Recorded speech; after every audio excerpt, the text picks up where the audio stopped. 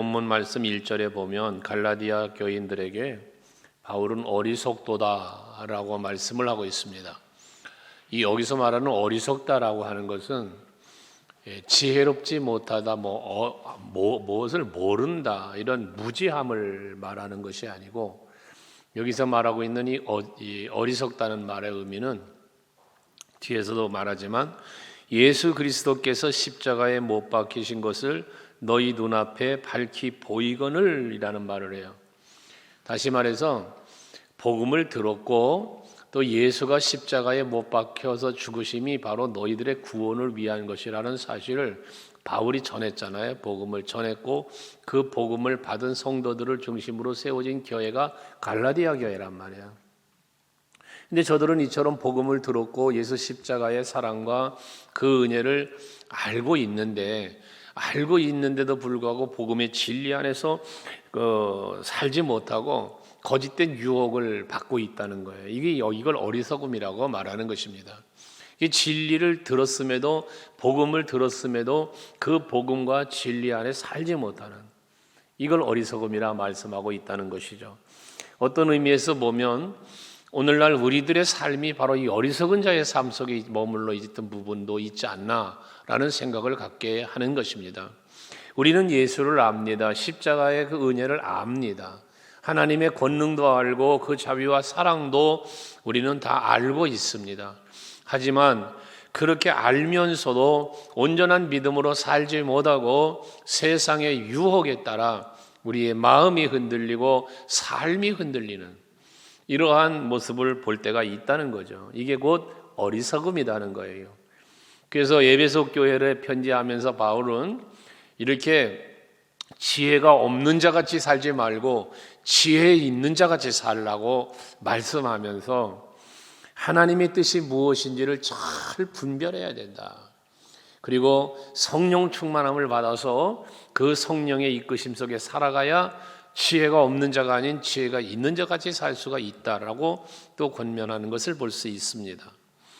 오늘 예배하는 성도 여러분들 모두 다 하나님 앞에 어리석은 자가 아니라 하나님이 보실 때 지혜로운, 하나님이 보실 때 기쁨이 되는 삶을 살아가시는 여러분 모두 되시기를 바랍니다. 특별히 거기 보면 누가 너를 꾀더냐라는 말씀을 했어요. 누가 너를 꾀더냐라고 말하고 있는데 여기서 누가 너를 꾀더냐라고 하는 이 말은 꾀임에 지금 빠져갔다는 거예요. 꾀임에 넘어갔다는 얘기를 하는 겁니다. 우리는 복음을 받았습니다. 하나님 말씀을 받았습니다. 그러면 이 말씀을 따라 살아야지 어떤 것에 유혹에 넘어가 버리면 안 된다는 거예요. 복 있는 사람을 시편 1편 1절에 말하기를 복 있는 사람은 악인의 꾀를 따르지 아니하며라는 거예요. 악인은 우리를 꾀입니다. 마귀는 우리를 유혹합니다. 이때 유혹과 꾀에 넘어가면 안 된다는 거예요. 에덴 동산의 아담과 하와처럼 복받은 사람이 어디 있을까요? 하나님이 직접 흙으로 빚어 생기로 맺은 최초의 인간의 은혜, 복이에요. 거기 있는 모든 만물을 다 마음껏 누리며 살 수 있는 은혜도 받았어요. 세상에 이런 은혜와 복을 누가 받아요? 그런데도 불구하고 그 마귀의 유혹에 헐랑 넘어가서 선악과를 몰고 말지 않습니까? 여러분, 마귀의 유혹과 꾀에, 악인의 꾀에 넘어가지 말고 믿음을 잘 지키며 살아가는 여러분 될 수 있기를 바라는 겁니다. 그러면서 2절에 말씀하기를 너희가 성령을 받은 것이 율법의 행위로냐 혹은 듣고 믿음이냐 라고 질문을 해요. 너희가 성령을 받은 것이, 여기서 성령을 받았다라고 하는 것은 구원받은 걸 의미해요. 너희가 구원을 받아서 하나님 자녀가 됐어요. 하늘의 소망을 두고 살아갈 수 있게 됐어요. 이걸 성령을 받은 것이라고 표현하고 있는 건데, 왜 성령을 받을 때 성령이 우리에게 임하심으로 말미암아서 우리는 하나님의 뜻을, 하나님의 뜻, 하나님의 말씀, 이 모든 것을 깨닫게 되는 거예요. 예수께서 나 위하여 십자가를 죽으셨다는 사실이 믿어지는 것도 성령께서 나에게 믿게 해주시니까 믿는 거예요. 그래서 믿음이 하나님이 우리에게 주신 은혜의 선물이라고 말하는 거예요. 하기 때문에 성령을 받았다는 것은 결국 구원받았다와 같은 의미로 해석할 수 있는데, 그러면 이 성령을 받은 것도 또한 구원을 받은 것도 율법의 행위로 이루어졌냐 그 말이 아니라는 거거든요. 그럼 둘을 물었어요. 질문형으로 계속 말하는데, 너희가 율법의 행위로 구원받았느냐? 또는 복음을 듣고 그 복음을 믿은, 하나님의 말씀을 듣고 그걸 믿은 믿음으로 너희가 구원받았냐? 이걸 질문하잖아요. 우리의 구원은 예수를 믿음으로 이루어지는 거죠. 율법의 행위로 이루어질 수가 없어요. 왜? 율법의 행위로는 완전한 자가 있을 수 없기 때문에 그렇습니다. 뒤에 설명하고 있는 내용들이 그 내용을 설명하는 거예요, 지금.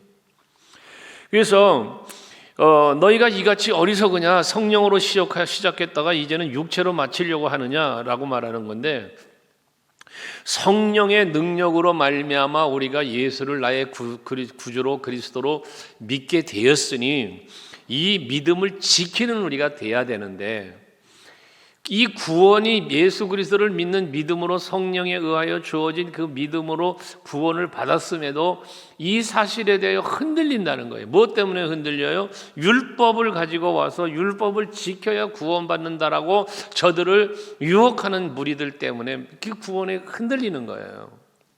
여러분, 구원의 확신이라고 하는 말을 우리가 많이 하잖아요. 구원의 확신. 여러분, 구원의 확신은 내가 구원받았다라고 하는 믿음을 갖는 것이 구원의 확신이라고 생각하는데요. 여러분, 진정한 구원의 확신은요, 나 구원받았어 라고 하는 막연한 구원에 대한 믿음이 아니고요. 진정한 구원의 확신은 하나님의 사랑, 예수의 십자가, 이걸 믿는 믿음이 구원의 확신이에요. 그러니까 그 말은 뭐냐면, 나의 구원은 내 행위나 나의 어떠한 노력과 힘으로 이루어진 게 아니고 전적인 하나님의 사랑으로 이루어졌고, 예수 십자가의 그 공로로 의하여 내가 구원받았음을, 제사함 받았고 구원받았음을 믿는 그 믿음이 구원의 확신인 거거든요. 그러니까 어떤 행위를 가지고 와서 너 왜 예수를 믿는다며, 성도라며, 구원받았다며 왜 그렇게 말씀대로 안 살아? 너 왜 이렇게 율법을 지키지 않아? 라고 공격을 해도 내가 그 율법을 100% 완전하게 지켰기 때문에 구원받은 게 아니고, 그렇게 완전치 못한, 그렇게 연약한 나 때문에 십자가 지신 예수로 말미암아 나는 구원받았기에 내가 부족하고 부끄러움이 있을지라도 나의 구원은 흔들리지 않는다라는 거예요. 여러분이 이 믿음을 분명하게 가져야 된다는 것이죠. 그래서 너희가 이같이 많은 괴로움을 헛되이 받았냐? 과연 어땠냐라고 또 질문하는데, 여기 말한 너희가 많은 괴로움을 말하고 있는 이 많은 괴로움이 뭐예요? 복음을 듣고 예수를 구주로 영접하고 믿음을 지키기 위하여 지나왔던 시간들을 말하는 거예요. 이 시간을 헛되게 할 것이냐? 그럴 수 없지 않느냐는 것입니다.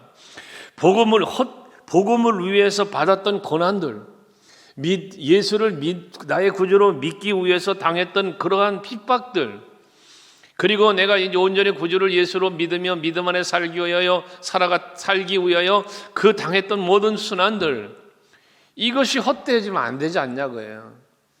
다시 말해, 또 같은 말이지만 우리의 행위로 구원받았다면 구원의 공로는 누구에게 있어요? 나에게 있는 거예요. 내가 율법을 지켰어요. 그래서 내가 믿음을 지켰어요. 내가 뭘 했어요? 헌신을 했어요. 내가 예배를 열심히 드렸어요. 성경을 내가 많이 읽었어요. 내가 기도를 많이 했어요. 그래서 구원받았다? 여러분, 그건 자기 공로예요. 이게 아니란 말이에요. 우리의 구원은 전적인 하나님의 은혜요, 사랑이요, 예수 십자가의 공로라는 이 사실을 여러분은 확고하게 믿고 고백할 수 있어야 된단 말이에요. 이게 구원의 확신이에요. 그 흔들리면 안 된다는 거예요. 5절을 보세요. 5절을 보시면요, 너희에게 성령을 주시고 너희 가운데서 능력을 행하시는 이의 일이 율법의 행위서냐 혹은 듣고 믿음에서냐 라고 질문을 해요. 앞에서 분명하게 우리가 계속 반복되는 이야기지만 이 바울의 서신에서 주장하고 있고 권하고 있는 모든 핵심적 메시지잖아요. 이게요. 우리의 구원을 이루기 위해서 하나님은 성령을 주시고, 우리에게 성령을 주셨단 말이에요. 주신 이가 누구요? 하나님이란 말이에요. 여러분들로 이 복음을 받아들일 수 있도록 성령을 주신 이가 하나님이시고요. 또 우리 가운데 함께 하시면서 능력을 행하시는 이 누가 능력을, 내 능력이 아니잖아요. 하나님의 능력이잖아요. 홍해 바다를 가른 게 하나님의 능력이었던 것처럼요. 여러분, 예수가 십자가에 죽으신 그 십자가의 죽음을 감당하는 것도 하나님의 능력이에요. 애지간한 인간 같으면 그 고난을 감당하겠습니까? 피하여 도망가든 말씀하신 대로 하늘에 있는 영을 불러내려서 저들을 다 멸할 수 있는 권세가 있는데, 능력이 있는데 그 멸하지? 그런데도 불구하고 그 고난을 친히 감당을 하셨단 말이에요. 그걸 몸소 당하셨단 말이에요. 이 고난을 당한 것도 능력입니다. 여러분들이 신앙생활 하시면서 조금 힘들다고, 내 마음이 불편하다고, 내가 뭐가 어쨌다고 다양한 여러 가지 이유와 핑계들로 내가 감당해야 할 그 조그만한 고난이라고 말하기조차도 부끄러운 그런 것들까지도 우리는 그것 때문에 못 감당하는 일이 많잖아요. 이게 뭐 때문인데요? 능력의 부족함이에요. 무슨 능력? 믿음의 능력, 하나님을 사랑하는 능력, 이런 게 부족하기 때문인 거예요.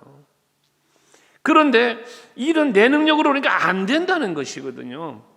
그럼 뭐해? 성령을 주시고 우리 가운데서 능력을 행하시는 이분이 바로 하나님이시라는 거예요. 그러니까 하나님이 친히 성령으로 우리에게 예수의 십자가 지심처럼 성령으로 임하셔서 우리의 구원을 이루시기 위하여 일하신 그 하나님의 놀라운 역사와 섭리하심을 바울이 말하고 있다고 말이에요. 다시 한번 말합니다. 우리의 구원은 내 능력으로 이루어진 게 아니다. 나의 공로로 이루어진 게 아니다. 나의 어떤 행위로 이루어진 게 아니다. 전적인 하나님의 일하심, 전적인 하나님의 은혜로 이루어졌다. 이거 확고해야 됩니다, 이게. 그러면서 아브라함을 비유로 들어 말하는 거 아니에요? 아브라함을 비유로 들어 말하는데 아브라함에 대해서 먼저 보면 1절에 6절에 그러잖아. 아브라함이 하나님을 믿음에 그것을 그에게 의로 정하셨다 함과 같으니라. 이게 창세기 15장 6절 말씀이에요. 창세기 15장 6절 말씀을 한번 보시면요, 아브라함이 여호와를 믿으니 여호와께서 이를 그의 의로 여기시고라고 말씀하거든요. 이 말씀을 바울이 인용한 거예요. 창세기 15장 6절을. 그런데 여러분, 창세기를 아시겠지만 지금 창세기 15장은요, 아브라함이 할례를 받기 이전이에요. 아브라함이 할례를 받기 이전에 하나님을 믿었다는 거예요, 아브라함이.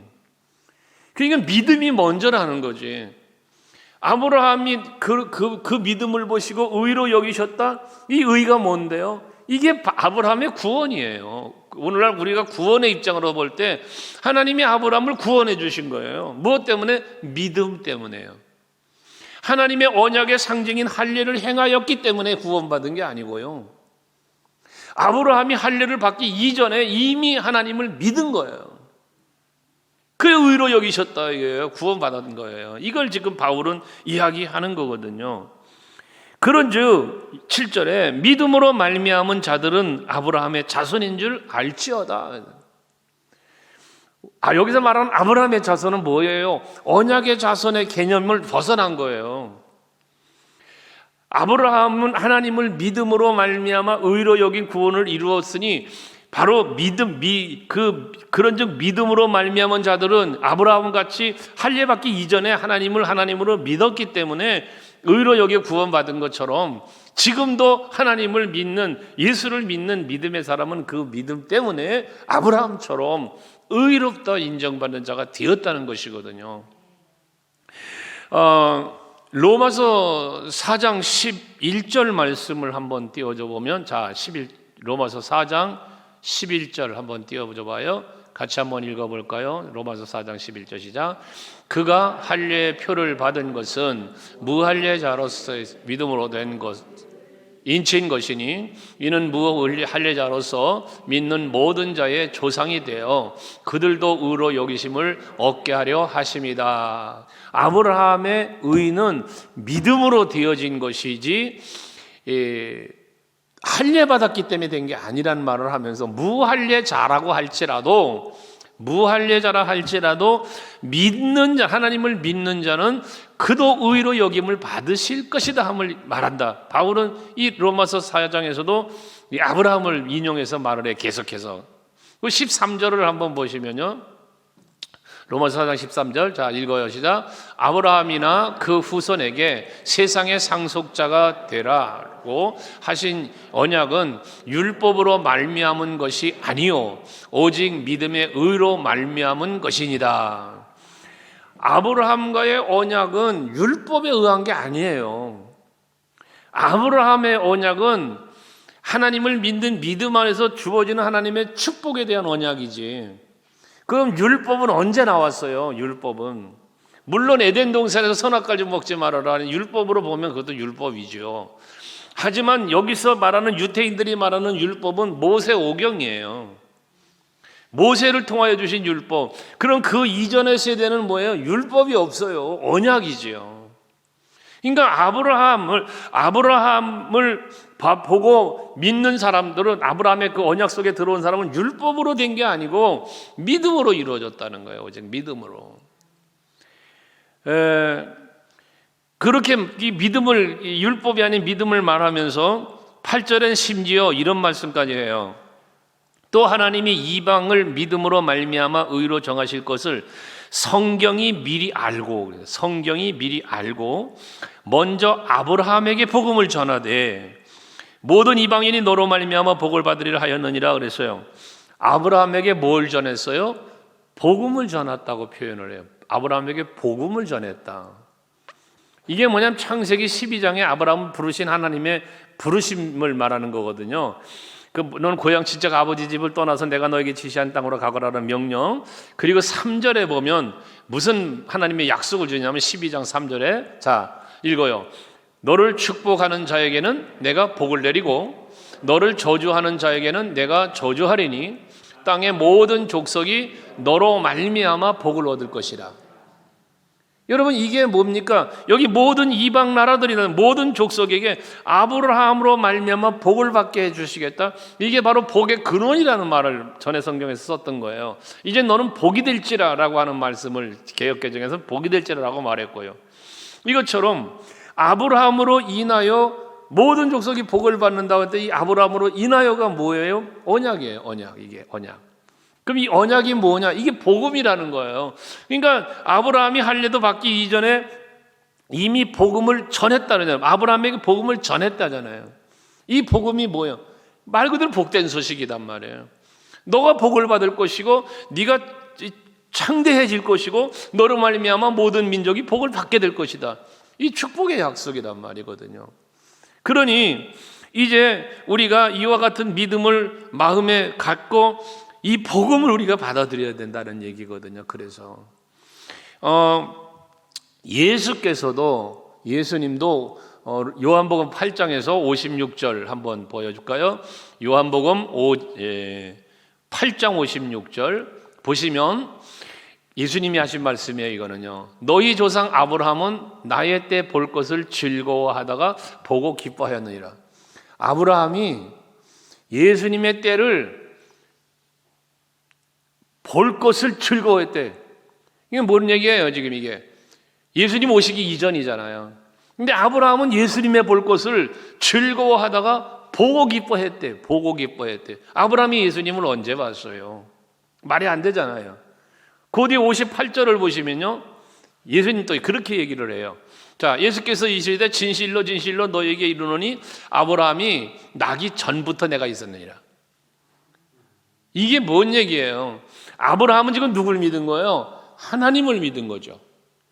하나님의 약속을 믿은 거죠. 근데 그 약속이 뭐였어요? 예수였어요, 그게.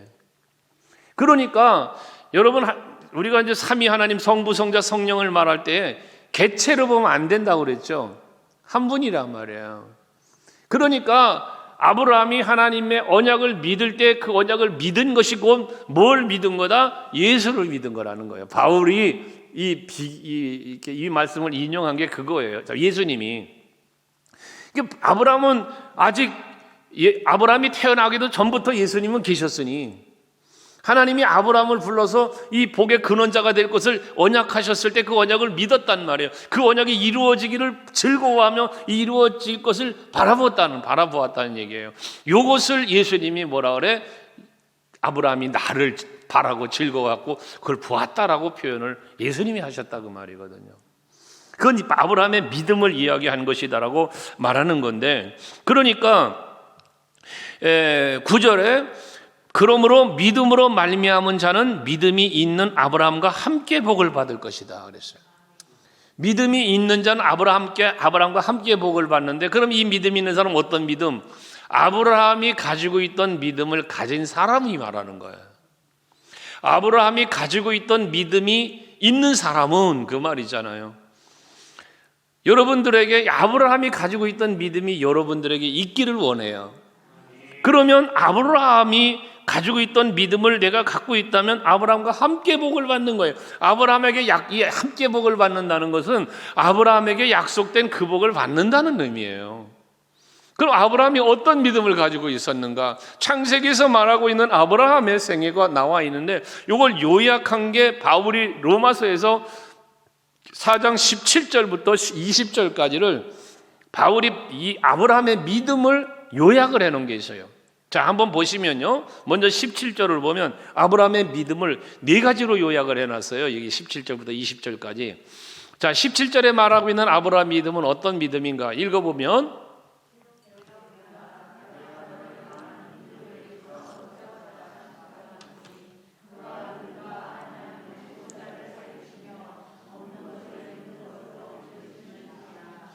그러니까 아브라함이 믿은 바 하나님은 어떤 하나님이냐? 죽은 자도 살리시는 하나님이심을 믿었다는 거예요. 이게 바로 뭐 한 거예요? 이삭을 제물로 드림이 여기서 나온 거예요. 이삭을 제물로 드릴 때 하나님은 죽은 자도 살리시는 하나님이심을 믿은 거예요, 이 아브라함이. 그래서 이 이삭을 번제로 드릴 수 있었다는 이야기거든요. 여러분, 죽을까 봐 겁나죠? 죽을까 봐. 응? 아유, 죽을 뻔했네. 아이쿠, 죽을 뻔했네. 죽는 게 두렵다는 거잖아요. 그런데 하나님은 죽어도 살겠고 죽어도 살겠고 나는 부활이요 생명이니, 여러분 요한복음 11장에서 예수님 하시는 말씀 아닙니까? 죽어도 살겠고 무릇 살아서 나를 믿는 자는 영원히 죽지 아니하리라. 죽은 자도 살리시는 하나님이심을 믿고 죽음을 두려워하지 마세요. 실패를 두려워하지 마세요. 하나님은 무에서 유를 창조해내신 분이세요. 물맷돌 하나 들고 나가는 다윗 손에 역사하시니까 그 거대한 골리앗을 쓰러뜨리시는 분이 하나님이세요. 그러니까 여러분, 죽음 두려워하지 말자 말이에요. 18절을 보여주시면 로마서 4장 18절, 자 같이 한번 읽어봐요. 로마서 4장 18절 방송실 뭐하고 있어요? 시작.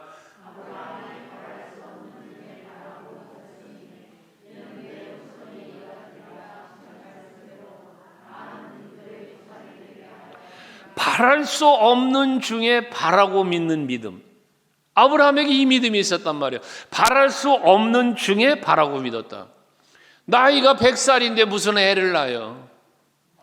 그러니까 아이고 하나님, 아닙니다. 나는 틀렸습니다. 이제 나는 이미 나이가 이렇게 늙었고 내 아내도 지금 경이 끊어졌습니다. 안 됩니다. 불가능합니다. 그런데 하나님 뭐라 그래요? 아니다. 너 이리 나와봐. 하늘에 있는 별들 봐봐라. 너 저렇게 네 후손이 번성할 거야. 하나님이 약속을 주시니까 바랄 수 없는 일이지만 바라고 믿었다는 거예요. 그 결과 이삭을 선물로 받는 거예요. 바랄 수 없는 중에 바라고 믿었다. 여러분 어떻습니까? 여러분들을 가만히 돌아보고 내 환경과 처지를 가만히 생각해 보면, 나는 글렀다는 게 뭔지 알죠? 응? 불가능하다는 얘기지. 이걸 우리 글렀다 이런 표현하잖아, 우리 말로. 나는 틀렸어. 이제 나는 늙었고, 나는 이제 할 줄 아는 것도 없고, 등등 하면서 포기를 해, 포기를. 이건 뭡니까? 내 능력으로 살아보려고 하는 사람의 말과 생각인 거예요. 우리는 내 능력, 내 힘으로 사는 게 아니에요. 하나님의 은혜로 사는 거죠. 하나님의 능력으로 사는 거예요. 앞에 말했잖아요. 5절에서 성령을 주시고 우리 가운데서 능력을 행하시느니라고. 하나님이 하시는 거거든요. 그러니까 나는 부족해도 나는 약해도 주님 나를 도와주시고 주님 나와 함께 하시니 할 수 있다 하면 된다 해보자고 우리는 고백했던 거 아니었습니까? 그러니까 여러분 불가능을 볼지라도 바랄 수 없는 그런 가운데 있는 상황이라 할지라도 형편이라 할지라도 믿음 약해지지 말고요. 믿고 주를 바라보는 여러분 되시자는 겁니다. 이게 아브라함의 믿음이었어요. 그 다음에 19절에 보시면 세 번째 믿음을 말하는데요. 또 읽어봐요. 시작.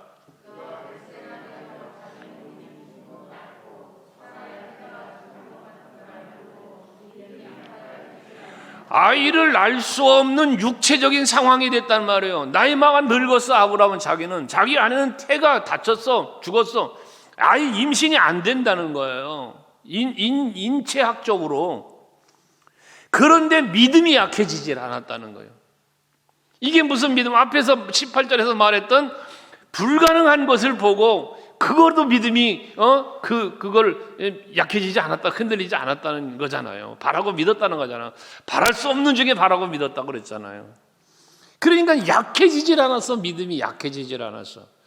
어느 때 보면 여러분 믿음이 막 대단한 것 같고 막 큰 믿음의 사람 같은데 어떤 때 보면 전혀 믿음이 없는 사람처럼 그렇게 약해지는 경우를 간혹 보아요. 우리 성도들을.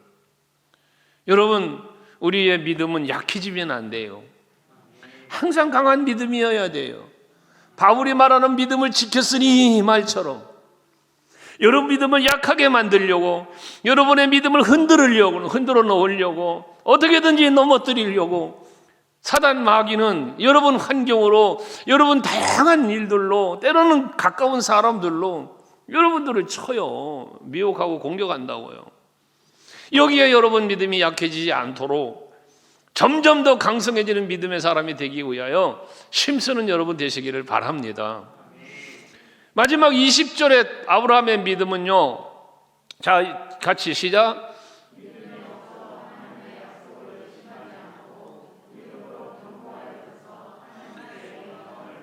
약속을 의심하지 않았대요. 의심하지 않는 믿음이에요. 의심하지 않는 믿음. 그리고 그 의심하지 않는 믿음으로써 의심이 갈만하고 뭐야 하나님 이럴까 뭐 어찌 하나님 이러실까 라고 할 수 있는 상황에서도 오히려 하나님께 영광을 돌렸다는 거예요. 아니 이렇게 응답해 주시기로 하나님 말씀해 놓으시고 왜 이때까지 나에게 응답 안 주시나 말이야. 왜 이렇게 이러시나 말이야. 의심하며 불평하지 않았다는 거예요. 의심은 불평을 초래하거든요. 약함도 불평을 초래할 수 있거든요. 근데 아브라함은 약해지지도 않았고 의심하지도 않았다는 거예요. 정말 하나님 살아계신가? 하나님은 정말 내 기도를 듣고 계신가? 이거 다 의심이잖아요. 하나님의 약속의 말씀 진짜 믿어도 되나? 다 의심이잖아요. 여러분 의심하지 않기를 바랍니다. 약속하신 것은 반드시 이루시는 하나님, 이 하나님을 믿는 여러분 될 수 있길 주의 이름으로 축복해요.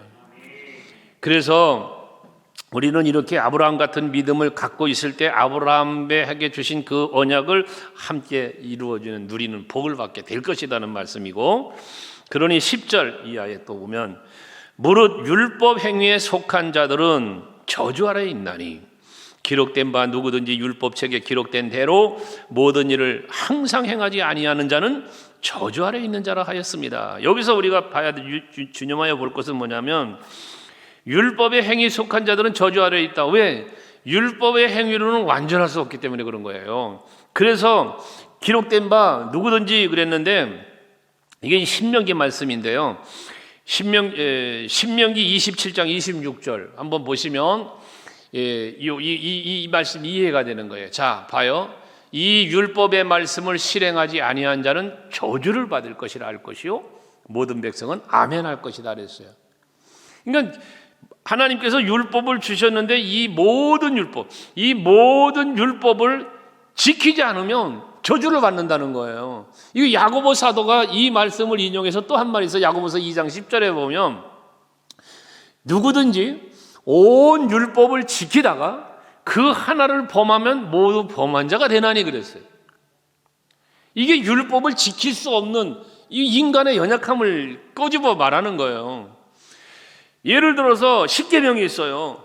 10가지 계명을 다 지키는데 9가지 계명을 다 지켰는데 한 가지 계명을 못 지켜서 그럼 범죄자가 되는 거예요. 여러분, 한 청년이 예수께 찾아와서 어떻게 하면 영생을 얻으리까 말할 때 예수님이 대답이 뭐예요? 계명을 말했잖아요. 계명을 지켜라. 그러면 영생을 얻을 것이다. 그랬더니 이거 다 지켰어요. 그러잖아. 자기가 다 지켰다고. 나는 이거 다 지켰어요. 그러니까 예수님 뭐라 그래? 너에게 한 가지 부족한 게 있다. 네 소유를 다 팔아서 가난한 자들에게 나눠주고 나를 따라오너라. 그랬더니 이 사람이 그만 근심하고 돌아갔다잖아요. 그리고 다시 예수께 왔다는 기록이 없잖아요. 그거 한 가지 부족한 게 무엇입니까? 바로 예수께서 큰 계명, 하나님을 사랑하라, 이웃을 사랑하라 할 때 그 계명적으로는 살인하지 말라, 가늠하지 말라, 도둑질하지 말라 등등의 계명 다 지켰다고 했지만 정작 이웃을 사랑하라는 이 계명을 지키지 못하였다는 것이고요. 하나님을 사랑해야 하는 계명을 지키지 못한 자가 된 것 아니었습니까? 그러니까 우리가 율법으로 완전한 자는 있을 수 없는 거예요.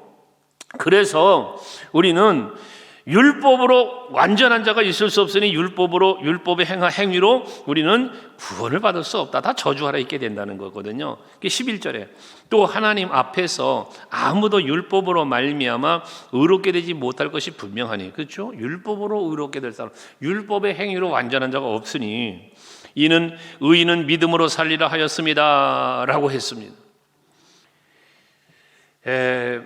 요 말을 의인은 믿음으로 말미암아 살리라 라고 했는데 이 말은 뭐냐면 믿음으로 의롭게 되어진 자는 살 것이다, 이런 의미예요. 이 말의 의미가 의인은 믿음으로 말미암아 살리라고 하는 이 말은 의인이 되었다면 믿음으로 살아야 된다라는 그런 의미가 될 수도 있지만 본래 이 원어의 말은 뒤집어지는 거예요. 믿음으로 의롭게 되어지는 사람은 살 것이다, 이런 의미란 말이에요. 그러니까 우리가 여기서 살리라라고 하는 말하는 이거는 뭐냐면 구원받아 영생을 얻는 걸 말하는 거란 말이에요. 그럼 우리의 구원은 뭐로 이루어진다? 우리의 영생은 무엇으로 이루어졌다는 얘기예요? 믿음으로 이루어졌다는 얘기를 이렇게 표현한 거예요. 그러니까 여러분들 그렇다고 해서 율법을 안 지켜도 된다라는 말을 하는 게 아니에요.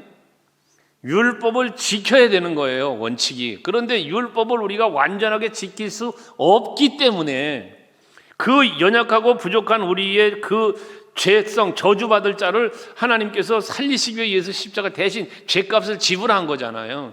요걸 믿는 믿음이 우리의 구원을 이룬다는 거거든요. 그 뒷절에 그 얘기를 하는 거예요. 그래서 12절도 보면 율법은 믿음에서 난 것이 아니니 율법을 행하는 자는 그 가운데서 살리라 하였느니라 라고 말하는 것이거든요. 율법, 이 레위기 18장 인용한 건데, 이것도 레위기 18장 5절을 보면 뭐라고 표현했냐면 너희는 내 규례와 법도를 지켜라. 사람이 이를 행하면 그로 말미암아 살리라.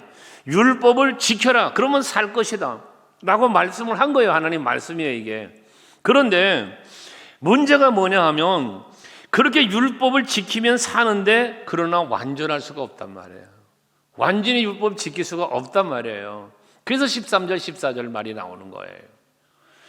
자, 13절에 그리스도께서 우리를 위하여 저주를 받은 바 되사 율법의 저주에서 우리를 속량하셨으니 기록된 바 나무에 달린 자마다 저주 아래 있는 자라 하였습니다. 요 말씀, 이 신명기 21장 23절 말씀인데 바울이 이 말씀 때문에 이 예수 믿는 자를 핍박한 거라고 그랬잖아요.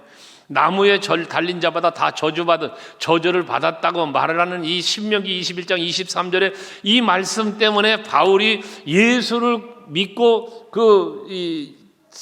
하는 사람들을 핍박하고 잡아 죽이고 그 스데반 집사도 그렇게 붙잡아다 죽인 거 아닙니까, 바울이. 그런데 예수를 만나고 깨닫고 보니까 이 나무에 달린 자가 저주받은 게 맞는 거예요. 이게 율법이 맞는데 우리가 받아야 할 저주를 예수님이 대신 나무에 달려 저주를 받음으로 우리의 구원을 이루어 주신 거다, 그 말이에요. 이걸 바울이 깨닫는 거예요. 그래서 14절에 이는 그리스도 예수 안에서 아브라함의 복이 이방인에게 미치게 하고 또 우리로 하여금 믿음으로 말미암아 성령의 약속을 받게 하려 함이다 라고 결론을 내려요. 한 단락에서. 이건 뭡니까? 자, 앞에 5절에서 그랬지, 성령을 우리에게 주시고 또 능력을 행하시는 이라고 그랬잖아요. 그럼 이 성령을 주시고 능력을 행하시는 그 성령이 오셔서 능력으로 행하시는 일이 우리에게도 있을 뿐더러 예수님의 공생애와 예수님의 십자가의 은혜와 사건 속에도 성령의 역사는 있다 그 말이죠. 그래서 그렇게 하심으로 인하여 우리들로 하여금 예수 그리스도가 우리의 구세주가 되심을 믿게 하셔서 그 아브라함과 앞에 중간에 이야기했던 아브라함과의 언약이 그대로 이루어져 가는 모든 과정 속에 성령이 예수께서 일하심을, 성령이 일하심을 우리로 하여금 깨달아 알고 이 사실을 믿게 하시려고 예수님이 직접 이렇게 십자가를 감당하셨다는 이야기인 거예요. 그러니까 여러분들 다시 한번 말씀 정리합니다. 여러분은 구원받은 성도입니다. 근데 여러분의 구원은 율법의 행위로 이루어진 게 아니고 하나님의 전적인 은혜와 사랑으로 이루어졌고 예수께서 내가 감당해야 될 저주와 내가 감당해야 될 사망의 그 값을 예수님이 대속제물, 속죄 제물이 되어주셔서 우리의 죄가 사함받았고 사망에서 생명으로 옮겨지게 되었다는 이 사실을 여러분들이 믿고 그 믿음으로 구원받았다는 사실을 늘 잊지 말고 살라고 말이에요. 요게 구원의 확신이라는 거예요. 요게. 그러니까 누가 구원파가 오든 누가 어떤 이단들이 오든 믿지 않는 자들이 여러분을 어떤 말로 공격을 하든 여러분은 자신 있게 말할 수 있는 것은 나는 죄인이야, 나는 부족해, 나는 약해, 나는 온전한 자가 아니야. 그러나 그 나의 그러한 연약함과 부족함 때문에 예수께서 대신 십자가를 지셨고 그 은혜로 내가 구원받은 거야. 나는 완전한 자가 아닌 거예요, 여러분. 나는 완전한 자가 아니에요. 장로님은 완전할까? 권사님은 완전해? 아니라고요, 여러분. 우린 다 연약한 자요. 다 완전치 못한 자요. 그런데 완전치 못한 나지만 하나님의 사랑을 난 믿어. 예수 십자가를 난 믿어. 성령의 역사하심을 난 믿어. 그 믿음이 나를 구원하셨고 그 믿음이 나를 의롭게 여겨줄 칭의라잖아. 칭의.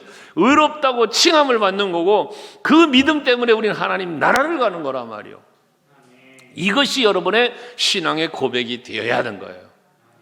바울은 갈라디아 교인들이 율법의 행위로 갖고 꾀고 유혹하는 이들에게 흔들리는 이 믿음을 견고하게 다시 하기 위한 이 서신을 기록한 거니까 오늘 예배하는 여러분들도 구원에 관한 흔들림이 없길 바랍니다. 아까 아브라함의 믿음도 얘기했지만 그런 믿음이 여러분에게도 있어서 정말 그 견고한 믿음, 흔들리지 않는 믿음 때문에 그 믿음으로 하나님께 영광을 돌리고 여러분들의 삶의 현장에서도 행복 있고 평안이 있고 즐거움이 있는 그런 여러분들이 다 되시기를 바랍니다.